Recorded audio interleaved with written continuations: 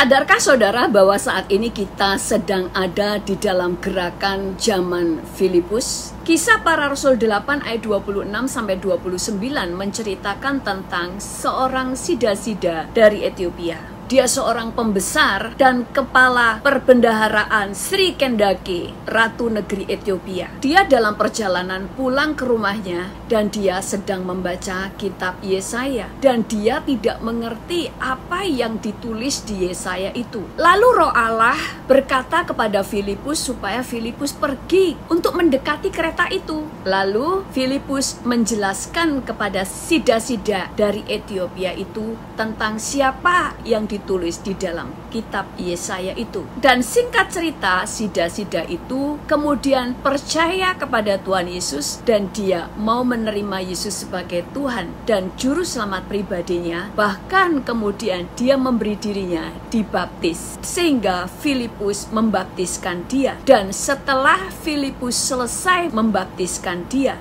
kemudian apa yang terjadi? Ayat 39 berkata, dan setelah mereka keluar dari air, Roh Tuhan tiba-tiba melarikan Filipus, dan sida-sida itu tidak melihatnya lagi. Ia meneruskan perjalanannya dengan sukacita. Ayat 40, tetapi ternyata Filipus ada di Asdod. Ia berjalan melalui daerah itu dan memberitakan Injil di semua kota sampai ia tiba di Kaisarea. Di situ diceritakan bagaimana Filipus setelah membaptis sida-sida dari Ethiopia, Roh Allah kemudian melarikan Filipus di kota yang lain, yaitu di Asdod, untuk memberitakan Injil. Sadarkah saudara bahwa saudara dan saya saat ini dibawa Tuhan seperti yang dialami oleh Filipus? Saya percaya mujizat masih ada karena Allah kita sampai hari ini tetap bekerja. Saya percaya akan ada masa bagaimana Roh Allah bisa melarikan anak-anak Tuhan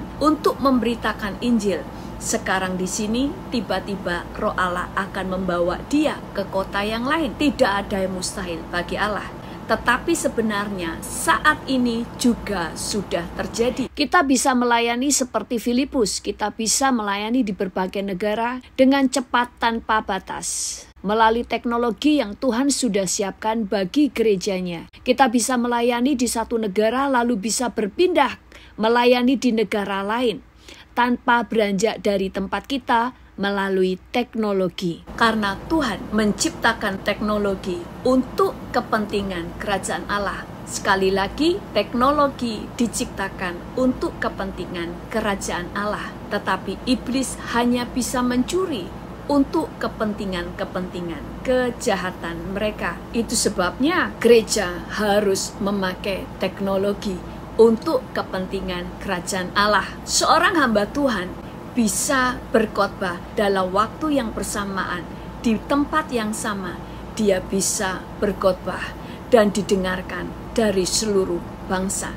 Mungkin saat ini saya berkhotbah untuk orang Indonesia. Setelah saya khotbah di sini, saya akan melanjutkan berkhotbah di bangsa-bangsa yang lain dan sebagainya. Atau dalam waktu yang sama, kita sudah bisa berkhotbah untuk seluruh dunia.